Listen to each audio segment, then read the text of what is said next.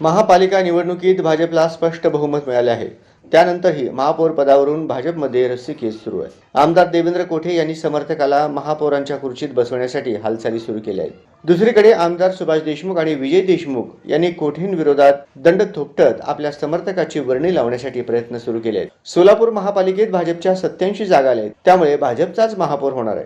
महापौर पदासाठी भाजप आमदार कोठे गट विनायक कोंड्याल यांच्यासाठी तर दोन्ही देशमुख डॉक्टर किरण विजयकुमार देशमुख यांच्या नावासाठी आग्रही आहे. दोघांनाही आपल्याच घरातील माणूस खुर्चीवर बसवायचा आहे.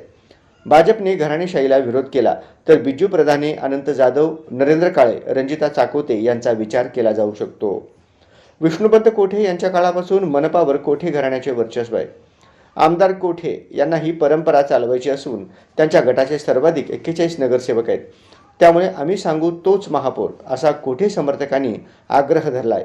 उमेदवार निवडीत डावलल्यामुळे नाराज देशमुख या दोन्ही आमदारांनी सर्व नगरसेवकांचे मत घेऊनच उमेदवार निवडा अशी भूमिका देशमुख गटाने घेतली.